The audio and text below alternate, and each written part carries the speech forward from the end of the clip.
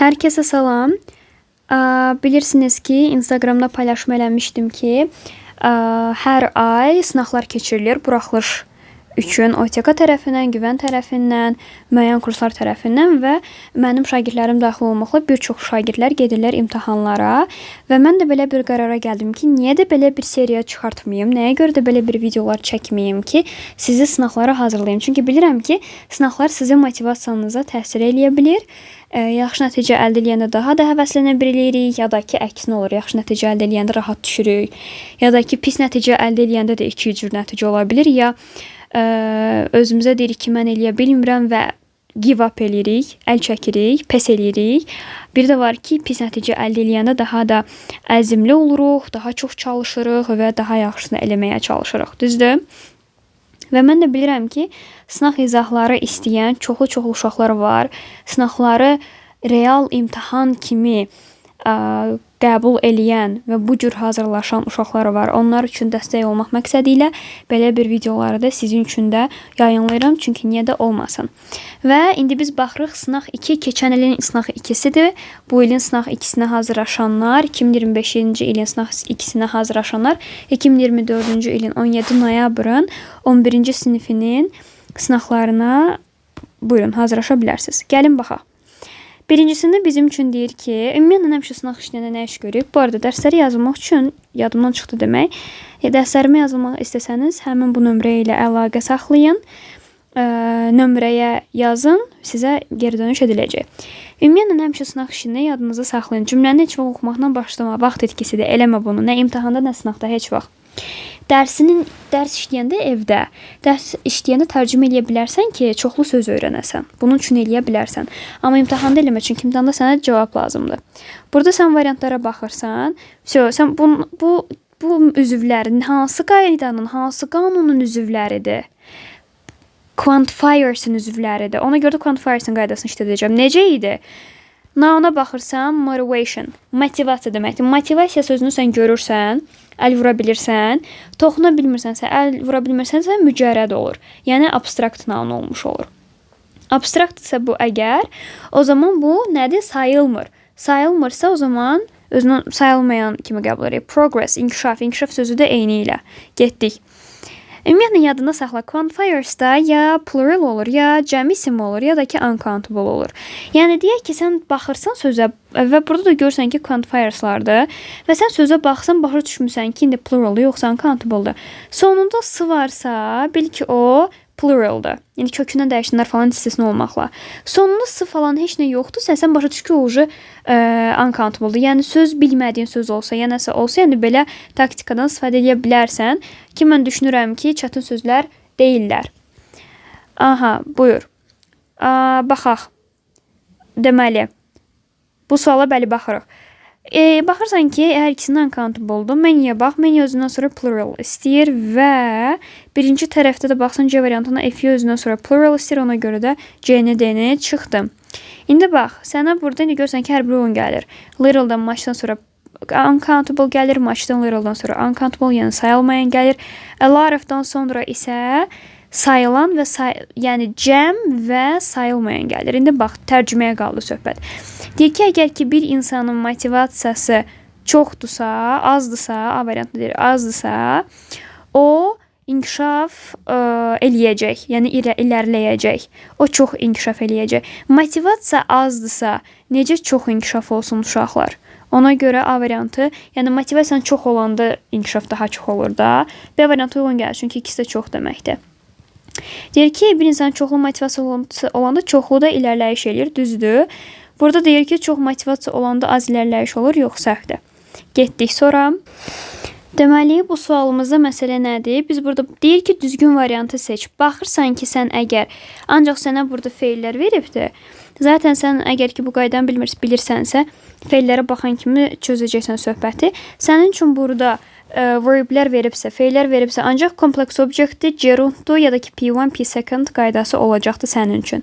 İndi sən mən digərdən qulaq as. Sən burada görsən ki, to-lu verb gəlib, düzdür? Nədən sonra to gəlir? Üçüncü qrupa verblərdən sonra. Made və let birinci qrupa feildir və ilk keçdiyimiz şeylərdir. To-suz gəlməlidir. ING də olmaz, to da olmaz. to yox, to. Onlar olmaz. Ona görə 2-ni çıxdım və 5-i çıxdım. A variantı qaldı. Gəlin görək. Remind, bəli, 3-cü qrupa feildir. Özündən sonra to istir, doğrudur. Expect 3-cü qrupa feildir. Özündən sonra to istir, doğrudur. Ask da 3-cü qrupa feildir. Özündən sonra to istir, bu da doğrudur. Burada 1, 3, 4 olmalıydı. Ya çap səhvidir, ya da ki PDF səhvidir. Yəni burada A variant olmalıdır hökmən. Qayıdıram bura. Möhtəşəm, möhtəşəm, möhtəşəm, möhtəşəm. Deməli, həmin sən burada variantlarda görəndə görsən ki, nəyin üzvləridir? Hansı qaydanın üzvləridir? Bəli. Relative pronoun. Nə demişəm orada? Nəyinsə ümumiyyətlə qaydasını bilmirsinizsə, hökmən gedin videolarıma baxın. Ən gözəl üsullarla izah eləmişəm. İzah eləyəndə, videoları izləyəndə görəcəksiniz zaten. Bax, sənə burada əgər ki, yadında saxla hökmən nöqtədən sonra noun gəlibsə, özü də artiklesız. Bax, hökməndir bu. Artiklesız noun gəlibsə, hökmən sən ora whose götür. Yəni 2 qram oturub şübhə eləmə. Yəni sən burada heç bir şəkildə eləmə şübhə. Niyə? Yəni gəsə bunu sübut edirəm. Women sözünü canlıdır və noundur. Düzdür, qadın deməkdir. What-dan əvvəl noun gəlmir, ümumiyyətlə bunu çıx. Whom-dan sonra pronoun gəlir, he falan belə. Who-dan sonra həm subject, həm də ki verb gəlir. Elə, həm mübtəda, həm də ki xəbər. Mübtəda nədir, subject nədir, hərəkəti eləyən. İndi sən bura baxırsan ki dream was, deyirsən ki dream subjectdir, bu da ki verbdir. Niyə? Çünki was verbdirsə, deməli verbdən əvvəl subject gəlir də. S və PT qayda keçmişəm axı. Sən deməli deyirsən ki, buradan olmaz, bala. Hər noun olan subject deyil. Subject dediyim kimi nədir? Hərəkət eləyəndir. Gəlin də mən sənə sübut eləyim ki, həqiqətən dream sözü burada subject deyil. Deyir ki, qadın dream was to do something for the hunger. Hunger nədir? Aclıq. Aclıq üçün nəsə eləmək xəyalı olan qadın, yəni dünyadakı aclığa nəsə əl atmaq istəyir. Deyir, həmin o qadın çox emosionallaşdı. Yəni ki, kövrəldi. Kövrələn kimdir? Qadın. Hərəkəti kim elədi? Qadın. Sən subjectin bir dənədir. Okay? Yəni sən buradakı dream sözün hərəkət eləyən deyil. Deməli nəymiş bu subject deyil. Ona görə sən burada who-nu vermirsən. Başa düşdün indi nəyə görə? That da niyə olmur? Çünki həm which sözünü əvəz eləyir ki, which sözü zaten olmaz burada. Çünki women canlıdır. Bundan sonra isə cansız gəlməlidir. Yəni X, yəni cansız. Bir də ki who-nu əvəz eləyə bilər. Bir də ki whom gələ bilərdi. Whom-u da izah elədim. Whom-u da izah elədim ki, niyə gəlmir? Yəni that bu üçünü əvəz eləyə bilir. Əgər ki bu üçü də gələ bilmirsə, deməli that-ın özü də gələ bilmir. Çünki əvəz eləyəndir. Başa düşdünüz?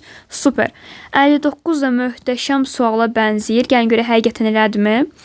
Baxıram ki, sənə burada nə deyir? Ümumiyyətlə baxırsan bura, burada nə görürsən? Adjectivin, adverbin qaydasına oxşar bir şey deyəcəm. Bir şey deyəcəm. Hardly nə deməkdir? Hard nə deməkdir? Birinci bunu başa düş. Hard əzmlə çox çalışmaq deməkdir. Məsələn, I work hard. Çox çalışıram, əzmlə çalışıram deməkdir. Hardly isə negativ mənası var. Negativ mənası var deyə həmişə deyirəm. Mənfini mənfiyə vuranda müsbət eləyirsə, deməli nə oldu? Məna dəyişdi. Sənin burada mənan dəyişirsə negativə vuranda, deməli cümlənin mənası çönür. O zaman nə olur? Negativlə negativ qoymursan bir cümlənin içində. 2 dənə qoçun başı bir qazanda bişmir deyirlər. Nə deyirlər? Bax ondan. Ona görə də sən hardly olan cümlədə no, not, don't istifadə etməməlisən heç bir şəkildə. Gəl bilən sübut eləyim. Nə deməkdir? İzah eləyim. Deyirəm ki, you can hardly find this key. Sən bu açarı çətin ki tapasan. Yəni müşkül ki tapasan. Yəni tapmazsan. Hardly'nin mənfi mənası var. Yəni eləyənməzsən. Müşkül ki, çətin ki. Belə bir mənası var. Və hökmən sən onu bilməlisən ki, bu qaydanı həll eləyə bilmək üçün. Hardly-də, hard-da adverb-dür. Yadında saxla. Hardly, bax, hardly'lər ancaq və ancaq adverb-dür. Ancaq hard isə həm adjectivdir, yəni həm sifətdir, həm də ki adverb-dür, həm də ki zərfdir. Bizim elə sözlərimiz var idi ki, necə idilər onlar? Onların sonunda ly yox idi, ancaq onlar həm adjective idi, həm də ki adverb idi. Yəni həm zərf olması üçün hökmən onun sonunda ly olmalı deyə bir şey yoxdur. İndi Sonra bir şey də bilməlisən. Bilməlisən ki, hardly cümləsi, hardly sözü, scarcely sözü ilə scarcely. Bu sözün sinonimdir. Hardly sözü, scarcely sözü. İndi bir dənə də, iki dənə söz deyəcəm. Closely, closely, closely, bir də nearly. Bu 4 dənə söz, yaşıl, göy ilə sarı ilə işarələdim. Bu 4 dənə söz heç bir şəkildə dərəcəyə girə bilməz. Yəni more, est, most olmaz heç bir şəkildə. Olmazsa əgər dərəcə more nə gəzir burada? Tuluyuram gedir. Sonra və burada baxırsan ki, birinci hissədə baxdın indi getdi. İkinci hissəyə bax. Then verib bizim üçün. Then görənə nə axtarıram? Axtarıram ya da ki more axtarıram. Dərəcəmi yaradan budur. Erlə more. Bunlar nə deməkdir? Daha deməkdir. Məsələn, deyirəm ki, harder. Hard əzmlə deməkdir. Çox deməkdir bu şəkildə. Və yaxud da ki, çətin mənasını verir adjective olanda. Adverb olanda əzmlə deməkdir. Harder daha da əzmlə deməkdir. Bir də var deyirəm, much harder. Daha çox. Elə bil burada daha deməkdir. Hard əzmlə deməkdir. Much isə çox deməkdir. Deməli, nə oldu? Daha çox əzmlə çalışmaq. Belə bir mənaya gəldi. Sənin burada dərəcəni düzəldən nə oldu? Erlə more oldu. Much isə daha çox, az, yəni bu aksesuardır. Yəni dərəcəyə təsir eləmir. Miqdarını artırır, çoxaldır. Ona görə sənin üçün burada erlə more daha önəmlidir. A variantında ikinci hissədədir. Bax, ikinci hissələrə baxıram hamısında. İkinci hissələrə baxıram. A variantın ikinci hissəsində isə erin, morum heç nəyim yoxdur ki, olmalıydı bu şəkildə. C variantı da, məsələn, dedim ki, dərəcəni düzəldən erlə mordur. Much burada aksesuardır. Yəni, sənin üçün əsas olan erlə mor gəlməlidir. Much'ı sonra verə bilər, çünki o aksesuardır. Əsas olan erlə mordur. Yəni, sənin üçün əsas yemək, nə bilim, şokolad sənin üçün əsas yeməkdir, yoxsa dolma. Ya da sən dolmanı yersən ki, doyasan, nə bilim, doyğanı yersən ki, doyasan.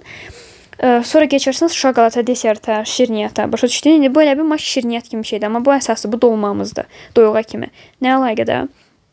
Nəysə. İndi sənin üçün burada nə verim? Much hardly. Ola bilər. Çünki burada then var və erlə more axtarmalıyam. Amma bura erlə more yoxdur. Və indicə söz dedim axı ki, bu dərəcəyə girə bilməz dedim. Dərəcəyə girə bilməz verməyibdir. Much verib, aksesuarını verib daha çox deməkdir. Əla, möhtəşəm. Və burada harder da var. Deməli, hər iki tərəf okeydir.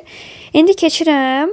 Məsələdə bizə nədir? Deyir ki, keep up with. Bizə nə deməkdir? To continue, davam eləmək. Nəyinəsə ayaqlaşmaq deməkdir. Deyir ki, mən bu yeni proyektlə davam eləyə bilirəm, ya da ki, ayaqlaşa bilirəm, ya da bilmirəm. İndi burada hardla negativ mənası var. Hard deyir ki, əzmlə çalışa bilirəm, ya da ki, ümumiyyətlə çalışa bilmirəm. It is definitely than the last one. Keçən dəfə one sözü ilə burada nə əvəz eləyib? Project sözü, yəni layihə sözünü əvəz eləyib. Deyir ki, keçən dəfəkindən daha çox çətindir. Belə deyir. İndi daha çox çətindirsə, deməli mən burada hardly verərəm də. Mən burada yəni çox çətin formada, belə dəhşət çətin bir formada hardly davam eləyə bilməyəcək formada davam eləyirəm. Çünki digərindən daha çox çətindir. Ona görə burada olacaqdır B variantı. Və hardly burada nə dedim? Dedim ki, hardly burada bizim üçün adverbdir. Amma harder bizim üçün həm adjective ola bilər, həm də ki adverb ola bilər. İndi fikir ver. Sənin üçün burada definitely sözünü yazıb ki, sən dərhal görməyəsən. Definitely bir sən deməkdir. Exactly, tamamilə çətindir, tamamilə deməkdir. İnsan bir tamamilə veribdir. Bu heç deyil, bura fikir ver. Burada sənin to be'in var. To be'dən sonra nə gəlir demiş? Adjective gəlir demiş. Ona görə yəni heç burada qayda, tərcümə indi getməsən tuturdu. Nəyə qaydanı indi görürəm. Y variantı da getdi. B variantı sənin üçün tamamilə qaldı. Gördün? Yəni hard həm adjective həm adverb, bu təkcə adverbdir. Super bir sual, möhtəşəm. Heç tərcümə ehtiyac yox idi, gördünüz? Möhtəşəm 60-da bizim üçün nə deyir? Məsələn, sən ingilisini demirsən, 2-3 kitab. Həmişə bunu 2 kitabla anlamını deyirəm. 3-ünə qəşəng yazdım. 2 kitab deyirsən Azərbaycan dilində. İngilis dilində hökmən deməlisən ki, 2 kitablar. Yəni 3 sözünü deyibsə bizə burada cəmləndirməlidir və cəmləndiribdir. Təşəkkür edirəm. Bir olmayanlardan çıxdı. Tom and Sam's father. Tomun və Sam'ın atası. Nə demişdim? Sonuncu nounumuza, yəni birinci adamın adını çək, ikinci adam. Sonuncunun sonuna apostrof s əlavə eləyibsə, bu demək ki, ortaqdır. Tomun və Sam'ın ortaq nə isə. Ortaq atası. Yəni ki, Tomla Sam qardaşdılar. Buna atasının bir dənə ataları vardı. Ondan söhbət gedir. Yəni burada da həm ismimizi cəmləşdirməyib, həm də ki, bu superdir. Yəni doğrudur. Elə bir ki, yəni Tomun ayrıca öz atası, Sam'ın ayrıca atası olsa, deməli bunlar Sam'ın ailəsi ayrı, Tomun ailəsi ayrıdır. Belə bir mənaya gəlir.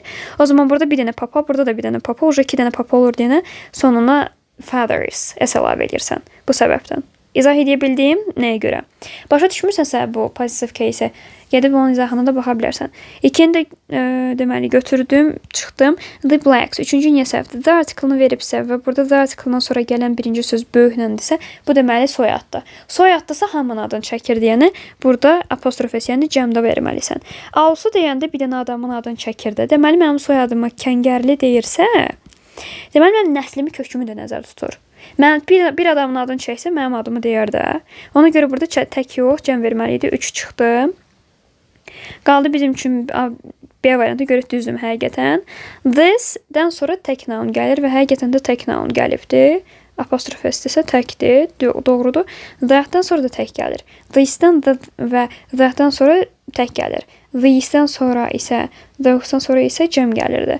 Və burada man verməli idi, mən verib. 5-i də çıxdım, 1, 2, 4 doğru cavab oldu. Getdik.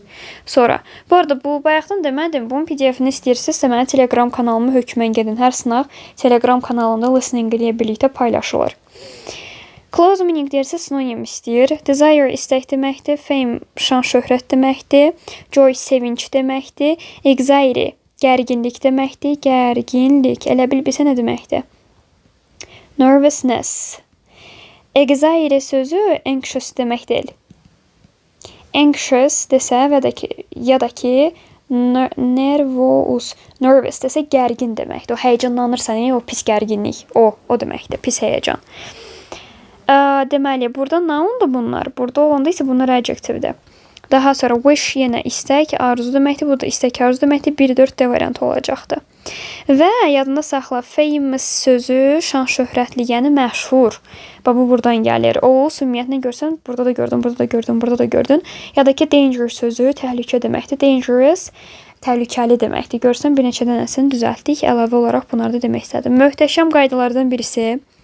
To, so, very-dən sonra nə gəlir? Many, much, few, bir də ki, little gəlirdi. Əlbəttə ki, little'dan sonra uncountable gəlirdi. Bundan sonra plural, bundan sonra plural, bundan sonra isə uncountable gəlirdi. To'dan sonra many gəlir, to'dan sonra many gəlir. Bəli, özündən sonra nə gəlməli idi? Plural gəlməli idi. Götürüb bir abırçı kimi uncountable qoyub, birlər çıxdım.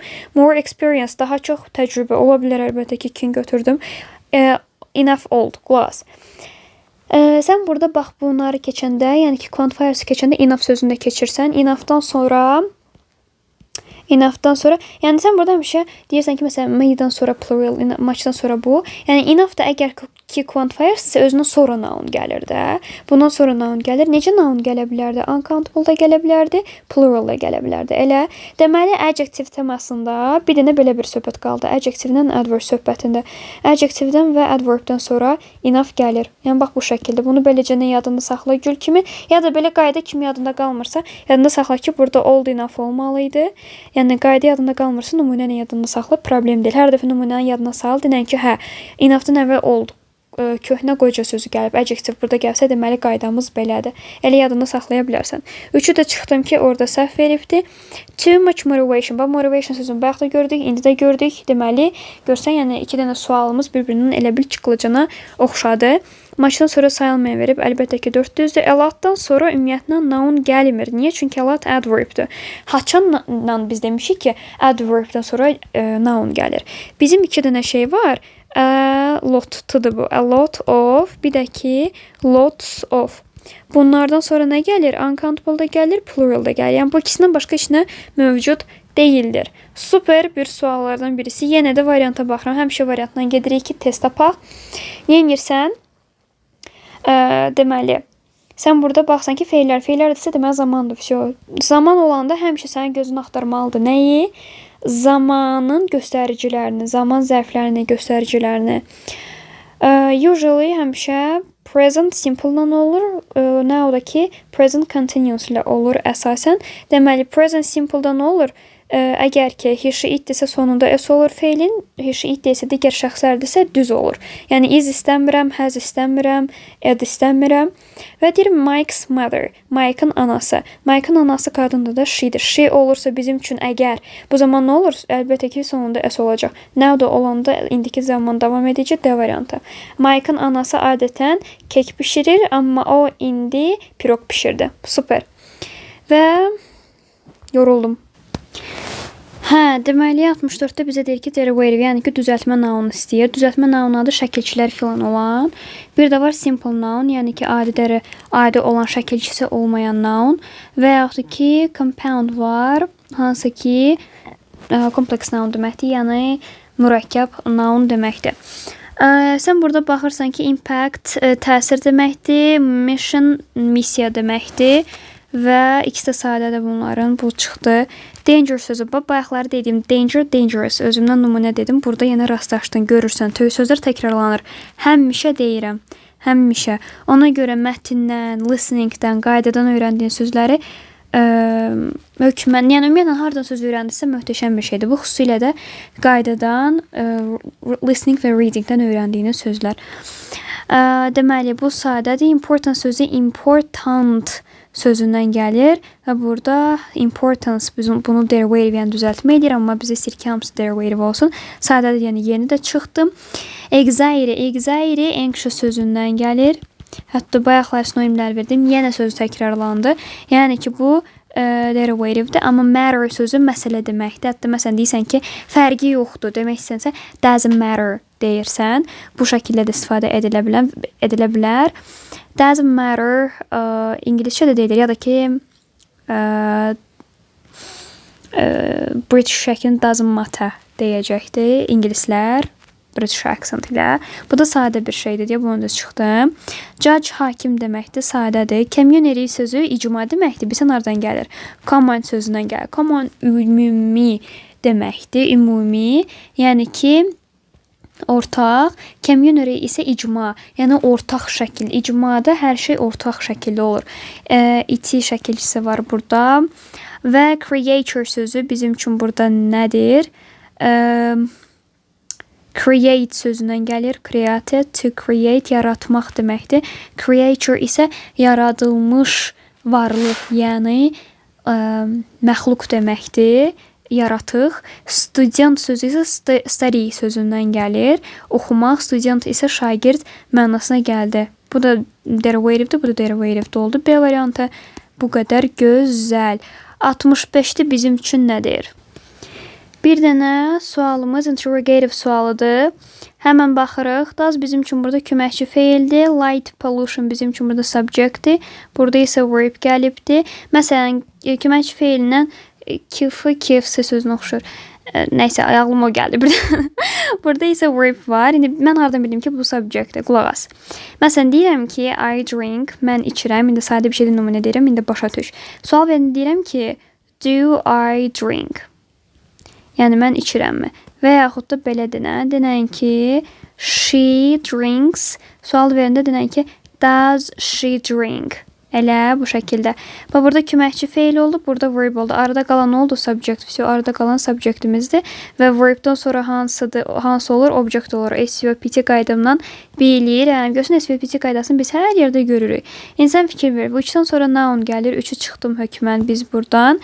Why-dan sonra və 4-dən sonra bizim üçün nə verib? Əgər ki, cümlədə subject varsa biz bunları istifadə edə bilərik. 2 ilə 4 doğrudur.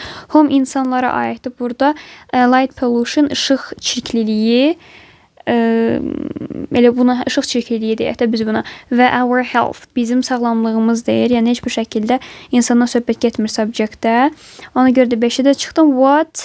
What-dan sonra isə what işlədəcəksənsə, sual cümləsində ya subject olmalıdır, ya da ki object olmalıdır. Burada isə ikisi də var. İkisi varsa olmaz. Niyə? Çünki ya subjectə sual verirsə, o zaman subject olmasın, obyekti sual verirsə obyekt olmasın da, ikisindən birisi olmalıdır. Nəsə bunun ətraflı izahını interrogative sentence cümləsində vermişəm, gedib oradan baxa bilərsən. 2, 4 ya variantı oldu burada cavab. Yəni ki, yaşayış çirkliliyi bizim sağlamımıza necə və niyə təsir edir? Möhtəşəm. Sonra necə də gözəl, necə də möhtəşəm sual. Həqiqətən suallarını təqdir edirəm. Möhtəşəm sualları var. Zaman qaydası uşaqlara bax, yenə sən burada görsənsə feil, konkret zamandır. If, until, daha sonra when, as soon as, bu kimi sözlər var idi. Onlardan sonra nə gəlirdi həmişə? Ya present simple gəlirdi, ya da ki past simple gəlirdi. Keçmişlə uzlaşırdı. Keçmişə nəzərən indiki keçmişə nəzərən gələcək zaman formatı var idi, amma hər hansı bir keçmişlə uzlaşa bilərdi. Bu okey bir şeydir. Əgər ki indiki zaman olarsa, o zaman burada indiki ilə və yaxud da ki gələcəklə uzlaşa bilirdi. Yəni burada present simple verə bilər, yəni ki past simple. Past simple yoxdur çarda. Gələcək demədim, gələ bilər. Deməli gələcək gəlməz. Present simple gəlməlidir. İndi pastı silin, başımız qarışmasın. Ya indiki olacaq bu bir tərəfdə, ya da ki gələcək olacaq. Bir də fikir ver. Ya variantında finish verib. Burada he-dir. Finishes verərdi də he olduğuna görə. Doesn't, burada da s super, ikisi uyğun gəlir. Digər hissədə də indiki ola bilər. Bura indiki, gələcək, burada gələcək. Davay, indi qaldı tərcüməyə məsələ. Qaydanı işlətdinsə, axırda gedib cavab gəlmirsə, demək qaydaya getməlisən. Tərcüməyə. Əgər ki o ev tapşırığını erkən bitirsə, yəni tez bitirsə, o parkda bizimlə futbol oynamağa qatılacaq. Tez bitirsə qatılacaq. Tez bitirməsə qatılacaq. Tez bitirməsə, yəni dərsi varsa necə gəlib futbol oynasın? Normalda bizim dərsimiz olanda gəlib futbol oynamırıq da. Birinci dərsi qutarıq. Birinci əsas məsuliyyətlər, sonra ikinci aktivitələr. Ona görə də burada oldu D variantı söhbətlə uyğunlaşdı. Davam. Deməli belə 67-dən maraqlıdır. İkinci hissəyə bax, very important bizim üçün burada adjective veribdir. Tool isə alət deməkdir, noundur.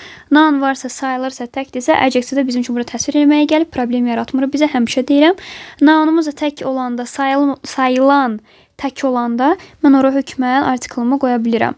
Və buradakı da nounum V hərfi samitdir deyə artiklı verirəm. Of varsa, ofun tərəfi bu tərəfi D artiklında olmalıdır. İndi burada socially, yəni cəmiyyət sözünü spesifik bir söz deyil. Ona görə də orada D artiklı yoxdur. Baxaq görək. Ona görə burada the article olsun. Language sözü isə deməli, language sözü nədir? Dil deməkdir. Sayıla bilən tək olanda təklikdən qorxur dedim. Ona görə də onu artiklsız qoya bilmərəm. Article olacaqdır və xüsusi bir dildən danışmır. Deyir ki, yəni cəmiyyətin inkişafı üçün dil önəmli bir alətdir. Bir dənə dil, yəni spesifik hansı bir dil önəmli alətdir, yoxsa hər hansısa bir dil? Hər hansısa bir dil önəmli bir alətdir. Ona görə the article olacaq. Super. Adjectiveləri istəyirsən üçün burada generous, səxavətli adjectivedir. Grateful, minnətdar adjectivedir. Thankful sözü sənin üçün burada sinonim ola bilər. Brave, cəsur deməkdir. Bu da adjectivedir. A variant olacaq elə. Joy, sevinç deməkdir. Noun oldu. Joyful olsa adjective olardı. Powerful, güclüdür. Burada görsən full var. Joyfulda da full dedim. Güclü deməkdir. Bu adjectivedir. Worth isə dəyər deməkdir. Bu noundur. Bunu çıxdım. Hamısında adjective olsun istəyir. Sonra grief sözü kədər deməkdir. Qəm deməkdir. Yəni sadness. Sadness. Yəni bu nə oldu? Noun oldu. Ona görə variantına çıxacaq. Digərinə baxaq. Cheer. Bu cheer sözü nədir? Biz həmişə uşaqlarla test işləyəndə deyək ki, bir nəfər testi işlədi, qutardı. Fərqi yoxdur, düz işlədi, səhv işlədi. Biz həmişə onu cheer eləyirik uşaqlarla birlikdə. Hamı əl çalır. Yəni şadlanmaq deməkdir, təbrik eləmək deməkdir, kutlamaq mənasına gəlir bu şəkildə. Sincere isə, daha doğrusu sincere sözü isə səmimi deməkdir. Yəni bu da adjective, onun digərlərinə görə getdi. Curious hər şeylə maraqlanan birisi deməkdir. Yəni ki, bu bir adjectivedir. Slim, arıq deməkdir, incə deməkdir, adjectivedir. Nəşə millət deməkdir, noun çıxdım. Live, yaşamaq, verbdir. Loyalty, sadiqlik, noundur. Campus deməkdir, yəni ki, universitetin yataqxanası noun oldu. A variantı doğrudur. Düzgün variant istəyir. Düzgün variant deyirsə sənə burada həmişə. Mən dediyim kimi həmişə siz baxmalısınız variantlara ki, sizdə nə isə. Çünki sizə deyəcək həmişə imtahanda ki, düzgün variantı tap və sən də 1000 dənə qaydanı işlədə bilərsən. Ona görə hökmən bir də ki choose the correct variant eləcə birbaşa verirsə belə bir sual da gələ bilər ki, hansı ki birinci hissə test toplusu 2023-cü ilin test toplusunu deyirəm. Ya o ola bilər ya da 2025-in test toplusu da ola bilər.